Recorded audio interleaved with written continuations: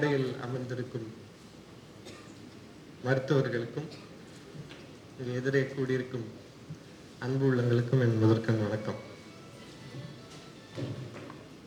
குறைந்தபட்ச நியாயம்னு ஒன்று இருக்கணும். 4 accomplished doctors are here. நடுநாயகமாக என்ன உட்கார வச்சிருக்காங்க. இது சுத்தமா எந்த விதத்துலையும் இது சம்மந்தமே இல்லாத ஒரு இது. ஏன் அப்படின்றது ரமேஷுக்கு தான் தெரியும். இது பற்றி முதல்ல அவங்க என்கிட்ட சொன்னப்ப என்னால் மறுக்க முடியல. அதுக்கு சில காரணம் இருக்கு. ரமேஷோட தம்பி லக்ஷ்மணன், அவருடைய தாயார், அவர்கள்லாம் என் குடும்பம். அந்த நீட்சியில் முகவரியும் என் குடும்பம். ஸோ இது ஒரு குடும்ப விழா, அதனால அதை மறுக்க முடியாது. சரி, இப்போ மறுக்க முடியாமல் இங்கே வரணும்னா எனக்கு நானே சில சமாதானங்களை சொல்லிக்கணும். இதில் ஏறலாமா மேடையில் அப்படின்னு என்ன சமாதானம் சொல்லிக்கணும்னா, எனக்கும் மருத்துவத்துறைக்கும் என்ன தொடர்பு? பல வருடங்கள் முன்னாடி நான் 10th 11th படிச்சுட்டு இருந்தப்ப என் அத்தை மாமா வீட்டுக்கு போயிருந்தேன். அவர்கள் இருவருமே மருத்துவர்கள். இப்போ என் அத்தை கிட்ட கேட்டேன், ஒரு டாக்டர் கோட் ஒன்று இருந்தது. அத்தை, இந்த கோட்டை நான் போட்டு பார்க்கட்டா அப்படின்னு. அதுக்கு நான் போட்டு பார்த்துக்கோ அப்படின்னா, அந்த கோட்டை நான் போட்டுக்கிட்டு அத்தை கிட்ட போய் பாருங்க எப்படி இருக்குது அப்படின்னு. அவங்க ஒரு புகழ்பெற்ற கேஸ்ட்ரோ சர்ஜன் பேரை சொல்லி, நீ பார்க்கறதுக்கு அவரை மாதிரியே இருக்கிற அப்படின்னாங்க. இப்போ யோசிச்சு பார்க்குறேன், எனக்கும் மருத்துவத்துறைக்கும் இருக்க தொடர்பு அவ்வளோதான். அந்த ஒரு 2 நிமிஷம் அந்த கோட்டை போட்டேன், அதுதான். வேற எந்த தொடர்பும் எனக்கும் மருத்துவத்துறைக்கும் கிடையவே கிடையாது. ரெண்டாவது, அது ஒரு அட்வான்டேஜும். நான் மருத்துவத்துறையிலேருந்து இல்லாததுனால நான் என்ன வேணாலும் பேசலாம். Nobody can stop. அது கரெக்டோ தப்போ எனக்கு எந்த பிரச்சனையும் இல்லை. என்ன வேணாலும் நான் மனசில் பட்டதை பேசலாம். மூணாவது, இதெல்லாம் நான் எனக்கே சொல்லிக்கிட்ட சமாதானம். ஜெமினி சர்க்கஸ்னு ஒரு சர்க்கஸ், நீங்களா அது கேள்விப்பட்டிருப்பீங்களா? அந்த சர்க்கஸ் இட்ஸ் சீரியஸ் ஒர்க்கு. ஏன்னா ஒரு நொடி உங்களுடைய கவனம் சிதறினாலும் பெரிய நஷ்டமாயிடும், உயிர் சேதமே வந்துடும். அந்த ட்ரெப்பீஸ் அப்படின்னு சொல்லுவாங்க, அப்படியே காற்றுலேயே பறந்து தாவுவாங்க. அப்புறம் ஒரு பெரிய ஒரு உருண்டை மாதிரி இருக்கும், அதில் பைக்கில் அப்படியே சுற்றுவாங்க. அப்புறம் அந்த உருண்டை அப்படியே உடையும். சிங்கம், புலி அது தலையில், அதோட வாயில் தலையை விட்டு எடுப்பாங்க. இந்த மாதிரி ரொம்ப சீரியஸான ஒர்க் நடந்துட்டு இருக்கும்.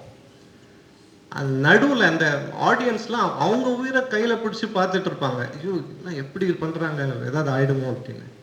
அந்த சீரியஸான டைமில் நடுவில் ஜோக்கர்ஸ் வருவாங்க, கிளவுன்ஸ். இந்த ஒரு மூக்கில் ஒரு இதை வச்சுக்கிட்டு தொப்பி எல்லாம் போட்டுக்கிட்டு அந்த மாதிரி வருவாங்க. ஸோ இப்போ நான் செய்கிற வேலை அந்த மாதிரியான வேலை தான். இவங்க பேசுகிறவங்கலாம் இந்த டாக் சீரியஸ் பிஸ்னஸ். எனக்கு அதெல்லாம் தெரியாது, ஏன்னா மருத்துவத்துறைக்கு எனக்கு சம்மந்தமே கிடையாது. ஸோ நான் பார்க்கக்கூடிய வேலை அந்த மாதிரியான ஒரு வேலை. ஆனால் அதை கம்மியாக இட போட்டுறாதீங்க. ஏன்னா மற்றவங்களை சிரிக்க வைக்கிறது ரொம்ப ரொம்ப கடினம். ஒரு கிளவுனோட job is very very difficult.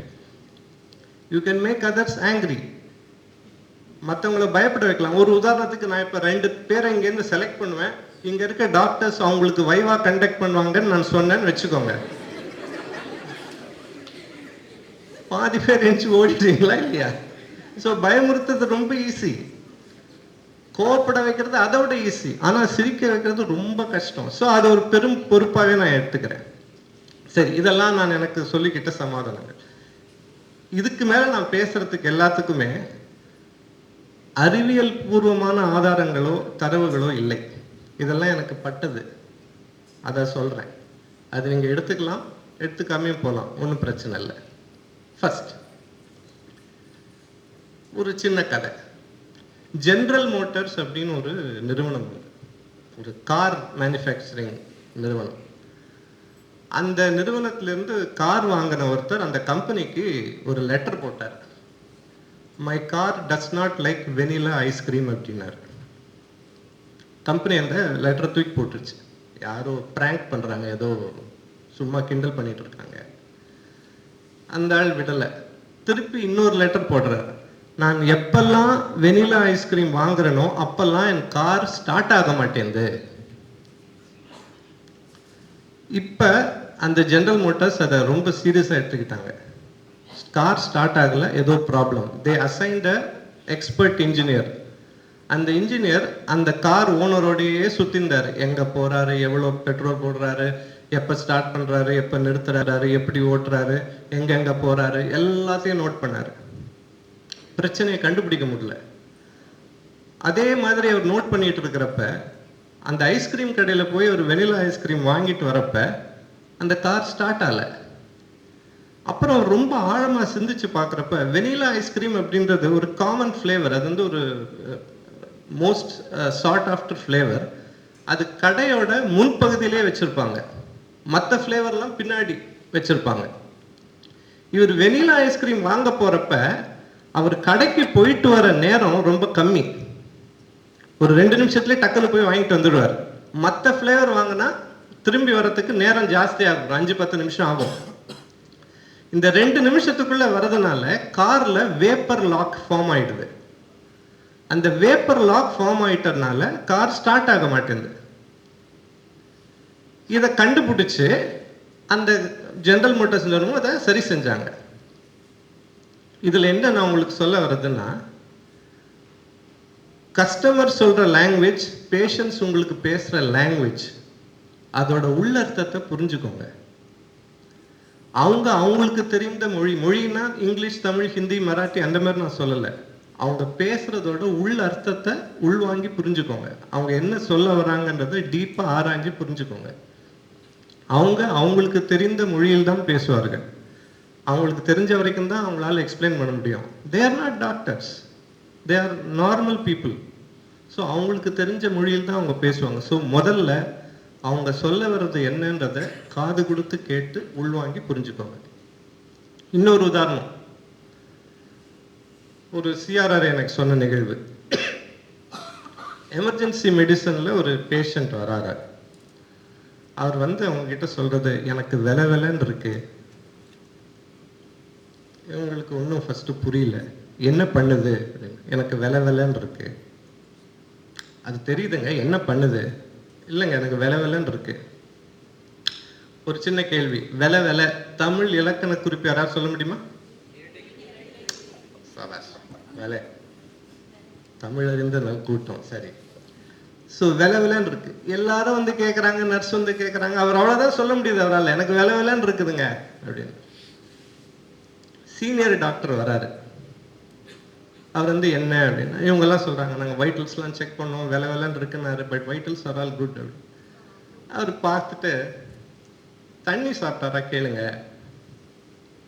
உடனே சிஆர்ஆர் வந்து, நான் செக் பண்ணிட்டேன் doctor, he is well hydrated. அம்மா நான் அந்த தண்ணியை சொல்லலம்மா, நான் வேற தண்ணியை சொன்னேன். அவர் தண்ணி ட்ரிங்க்ஸ் சாப்பிடுவாரா, சாப்பிட்டுருக்காரப்ப கேளுங்க. அப்புறம் போய் விசாரிக்கிறப்ப, இல்லை நான் சில நாளாக நிறுத்திட்டேன். அப்போ உடனே இந்த சீனியர் டாக்டர் சொன்னார், he is going through the withdrawal symptoms, in any moment he will have fits. அவர் சொல்லி முடித்த உடனே அவருக்கு ஃபிட்ஸ் வருது. அவர் கொண்டு போகிறாங்க, காப்பாற்றுறாங்க எல்லாம். அந்த வெலன்றது என்னன்றது இந்த சீனியர் டாக்டருக்கு மட்டும்தான் புரிஞ்சுது. நான் தனி தேங்க்யூ.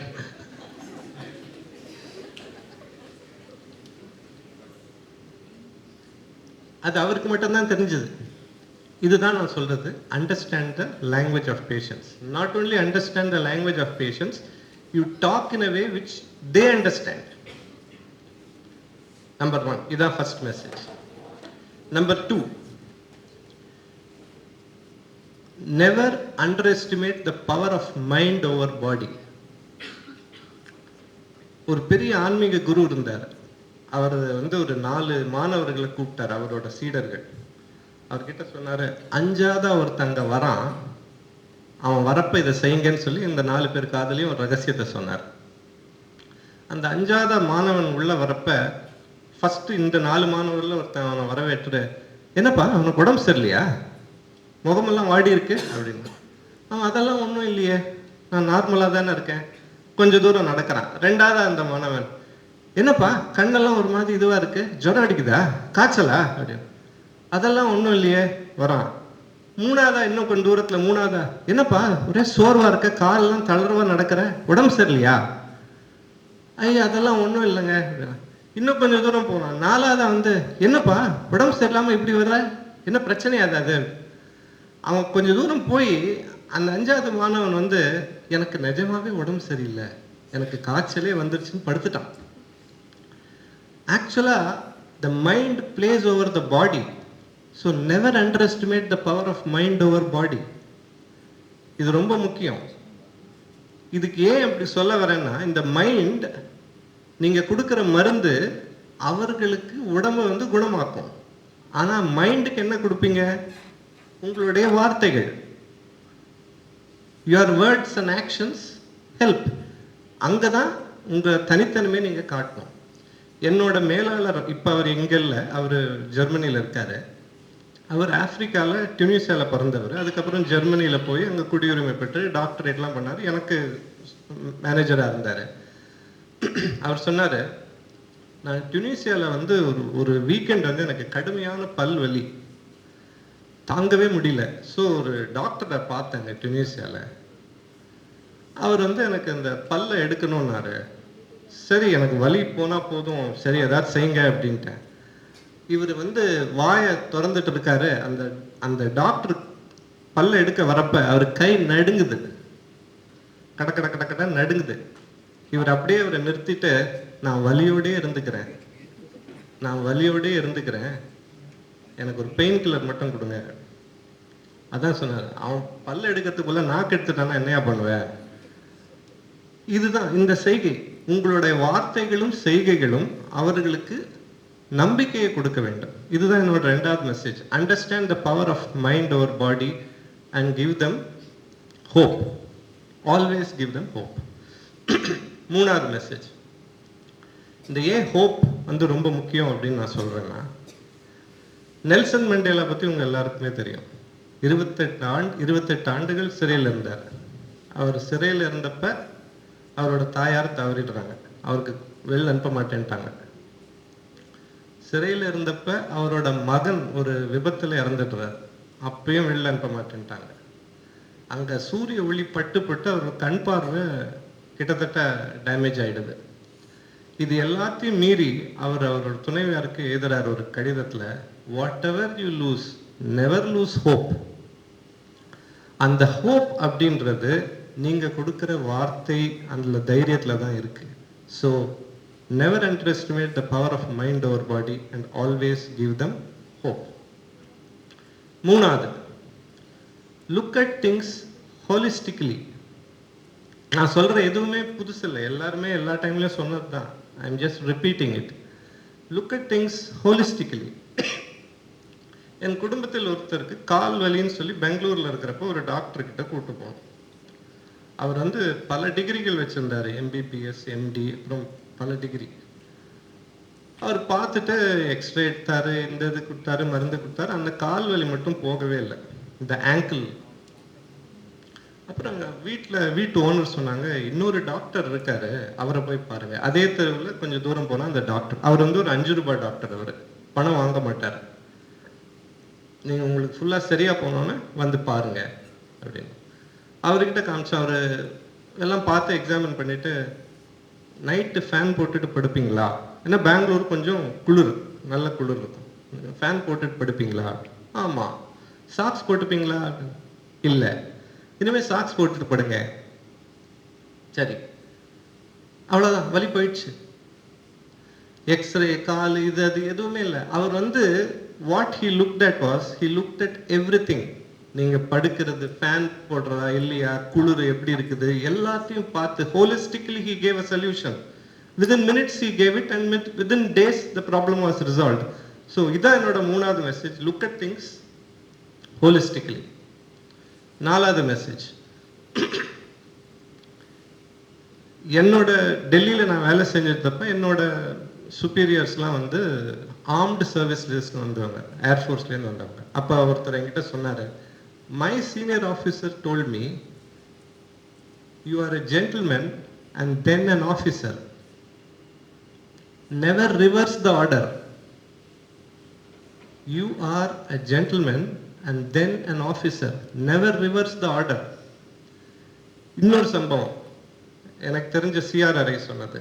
ஒரு ஒரு குழந்தை 10 வயசுக்கும் கம்மியா இருக்கும், ஏதோ ஒரு காம்ப்ளெக்ஸ் ஆப்ரேஷன், எனக்கு என்னென்னலாம் எனக்கு புரியாது, அதை பண்றதுக்கு ஒரு சூப்பர் ஸ்பெஷலிஸ்ட் எம்பிபிஎஸ் அதுக்கப்புறம் போஸ்ட் கிராஜுவேட் சூப்பர் ஸ்பெஷாலிட்டி பண்ணிட்டு அவர் தான் வந்து இதை செய்யணும்னு சொல்லிட்டு வந்து செஞ்சாங்க.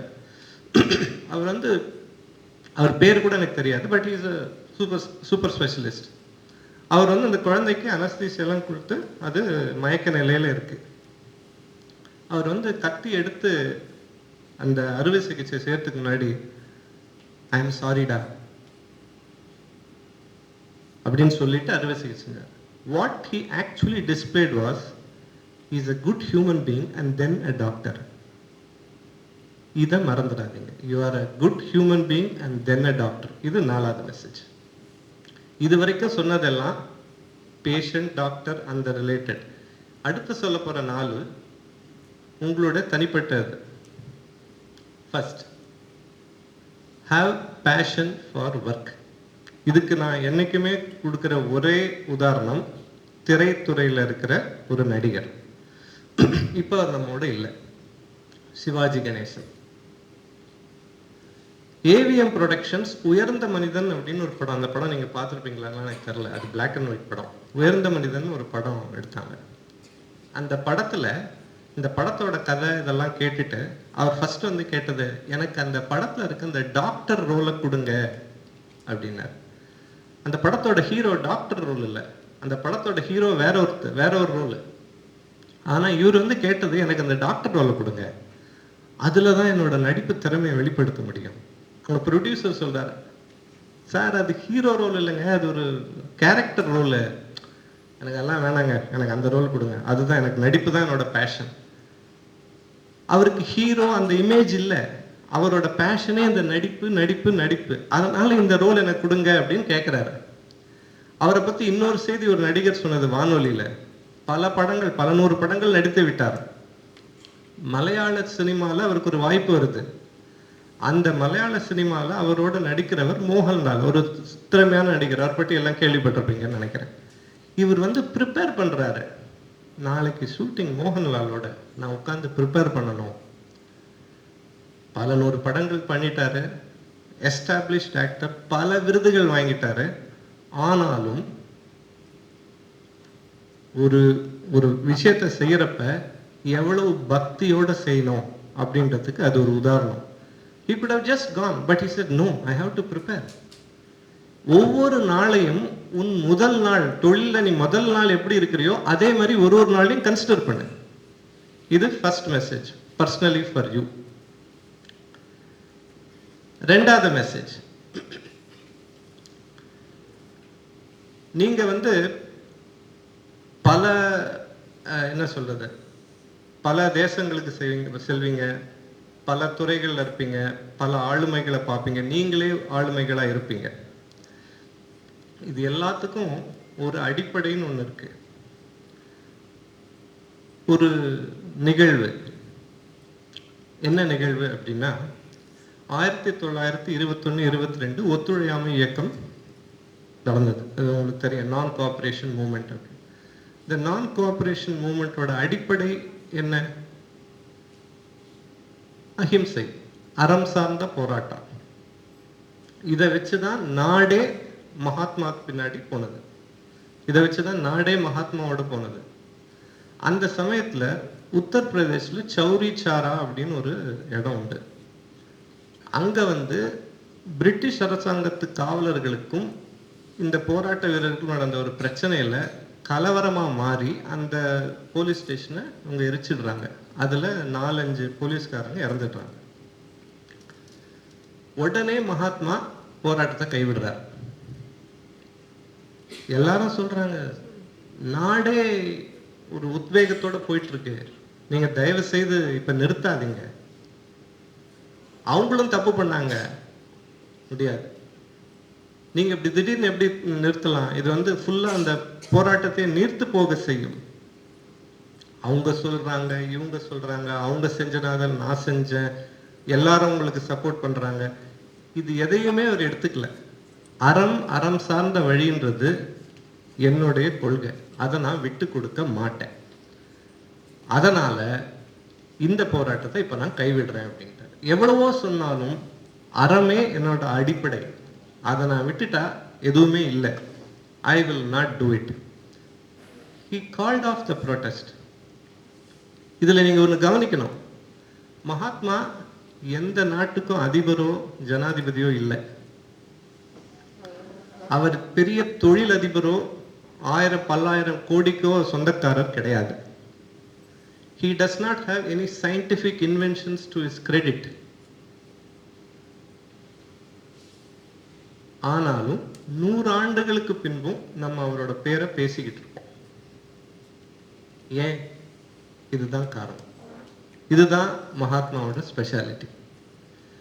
Last message before I close. எல்லாரும் சொல்றாங்க doctors noble profession, noble profession. மனப்பூர்வமாக ஏற்றுக்கு, doctor is noble profession, medicine is noble profession. அது ஏன் நோபலாக இருக்கு? உங்களுக்கு முன்னாடி பல ஜெனரேஷன்ஸ், தலைமுறையினர் அதை நோபலாக வச்சிருந்தாங்க. they kept it noble, that is why it is still noble. அவங்க ஏதாவது தவறு பண்ணியிருந்தா today you will not call this noble. உங்களுக்கு முன்னாடி பல generations they sacrificed, they were honest, truthful, they did it as a service to people. அதனால தான் generation after generation we call medical profession as a noble profession. இன்னைக்கு நீங்க வந்திருக்கீங்க, அந்த பொறுப்பு உங்களிடம் செல்கிறது. அதை போற்றி பாதுகாத்து as a trustee, as a அறங்காவலர், அதை ஸ்டில் நோபலா வச்சு அடுத்த தலைமுறையினருக்கு கொடுக்க வேண்டியது உங்களுடைய கடமை. வித் தட் எனக்கு வாய்ப்பளித்தமைக்கு நன்றி. வாழ்க வளமுடன். Wishing you all the very best. Thank you.